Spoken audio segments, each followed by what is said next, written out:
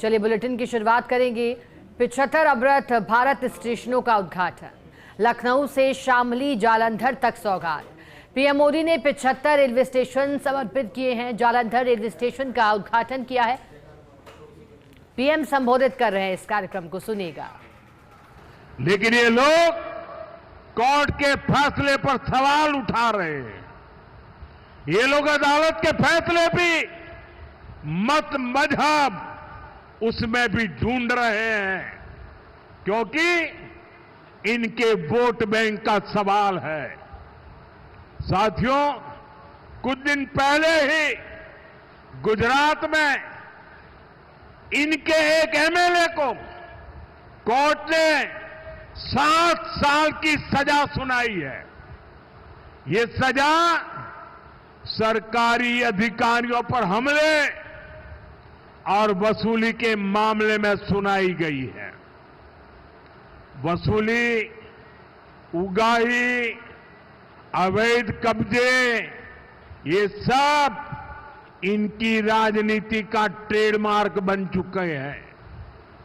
ऐसे ही अनेक मामलों में कई सारे लोग तो अभी जमानत पर बाहर चल रहे हैं।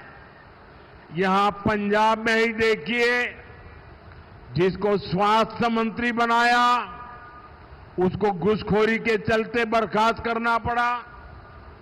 एक मंत्री पर मनी लॉन्ड्रिंग जैसे गंभीर आरोप है। इनके एमएलए घूस लेते हुए रंगे हाथ पकड़े जा रहे हैं। ऐसे गिनते जाएंगे तो इनकी सरकार और इनकी पार्टी में कम ही लोग मिलेंगे जिन पर कोई दाग न हो।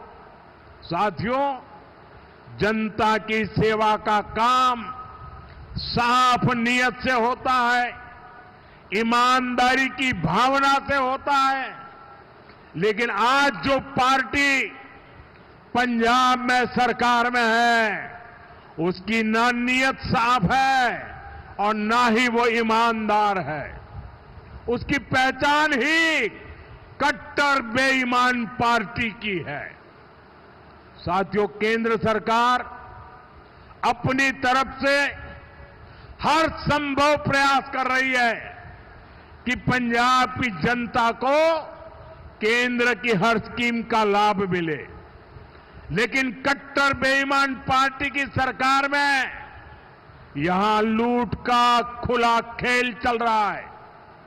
बीते 12 वर्षों में केंद्र से पंजाब को लाखों करोड़ रुपए भेजे गए। इस पैसे से गांव के रास्ते बनते, नहरें बनती, मंडियां बनती, लेकिन पंजाब सरकार ने उस पैसे को सही जगह खर्च नहीं किया।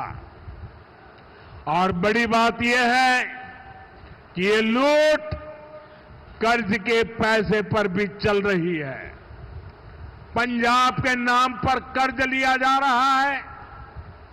पंजाब का बजट कर्ज का ब्याज चुकाने में लग रहा है और यहां राज्य सरकार चला रहे लोग उस पैसे पर मौज कर रहे हैं।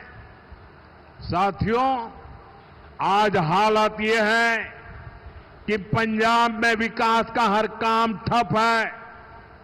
सिर्फ भारत सरकार की योजनाओं पर अपने नाम का स्टिकर लगाकर बेचा जा रहा है। आयुष्मान आरोग्य मंदिर जो पूरे देश में चल रहे हैं, उन पर यहां अपना स्टिकर चिपका दिया। पूरे देश में 5 लाख रुपए तक का मुफ्त इलाज देने वाली आयुष्मान भारत योजना चल रही है। यहां उसके साथ भी खेल खेले जा रहे हैं। साथियों, पंजाब का सामर्थ्य अद्भुत है। यहां के किसानों में, यहां के नौजवानों में बहुत क्षमताएं हैं। पंजाब तेजी से विकसित हो सकता है। इसके लिए यहां भाजपा की डबल इंजन सरकार जरूरी है। आप सभी के सामने बीजेपी की राज्य सरकारों का उदाहरण है। जब से दिल्ली में डबल इंजन सरकार बनी है, तब से दिल्ली के विकास को नई गति मिली है। आपके पड़ोस में हरियाणा है, वहां बीजेपी की डबल इंजन सरकार किसानों को 24 फसलों पर एमएसपी देती है। पंजाब में किसानों को सिर्फ धोखा दिया जा रहा है। केंद्र और हरियाणा सरकार कर्मचारियों को 60% डीए दे रही है। यहां 60% तो छोड़िए, जो मिल रहा है उसकी भी कोई पक्की गारंटी नहीं है। कर्मचारियों को अपना हक पाने के लिए भी धरना देना पड़ता है। और बहनों बेटियों की पीठ पर तो इन्होंने छुरा भोंका है। बड़ी बड़ी बातें करके वोट तो ले लिया, लेकिन पूरे 50 महीने चुप रहे। वायदे की याद तक नहीं आई। अब तक बहनों के खाते में 50,000 रुपया आ जाने चाहिए था, लेकिन बहनों को सिर्फ झूठ मिला। और साथियों, पंजाब में जो कांग्रेस पार्टी है, उसका भी अपना ही रोना धोना चल रहा है। पंजाब में कांग्रेस में कुर्सी का किस्सा ही खत्म नहीं हो रहा। ये इसलिए नहीं लड़ रहे कि पंजाब का हित कैसे होगा। इनकी लड़ाई इसलिए है कि इनकी जो कुर्सी है वो किसके पास रहेगी। और साथियों, अकाली दल का भी यही हाल है। वो भी अपने ही स्वार्थों में उलझे हुए हैं। उनको भी पंजाब के लोगों की कोई परवाह नहीं है।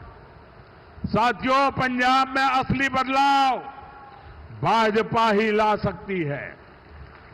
पंजाब को विकसित बनाने का काम भाजपा ही करेगी। पंजाब को आत्मनिर्भर बनाने का काम भाजपा ही करेगी।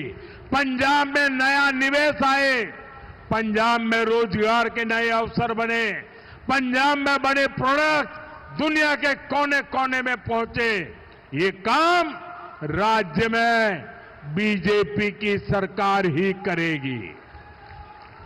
साथियों, आज जालंधर आया हूं तो पंजाब के युवाओं से और जो खेलकूद की दुनिया में है, स्पोर्ट्स फील्ड में है, उनसे विशेष तौर पर अपनी बात कहूंगा। मुझे पंजाब के युवाओं के सामर्थ्य पर बहुत भरोसा है।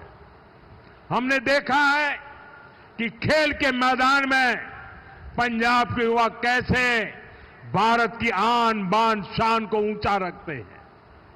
आज स्पोर्ट्स के गुड्स के लिए मशहूर इस शहर से मैं पूरे पंजाब के युवा साथियों से कहना चाहता हूं, ये आपके लिए अवसरों का समय है। खेलो इंडिया अभियान आपके लिए चलाया गया है। खेलो इंडिया स्पोर्ट्स पॉलिसी आपके लिए लाई गई है। आज भारत में नई स्पोर्ट्स इकोनॉमी विकसित की जा रही है। इस नई इकोनॉमी के केंद्र में जालंधर का स्पोर्ट्स मैन्युफैक्चरिंग इकोसिस्टम है।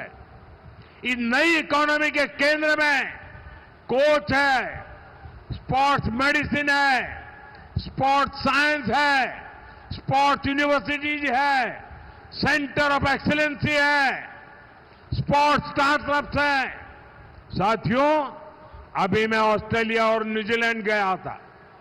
वहां इस विजन को लेकर काफी सारे समझौते हुए। मैं सभी युवाओं से कहूंगा, आप स्पोर्ट्स से जुड़िए, स्पोर्ट्स की दुनिया में अपना परचम लहराइए। हमारी सरकार हर तरह से आपके साथ है। साथियों, हमें पंजाब की आन बान शान को नई ऊंचाई पर ले जाना है।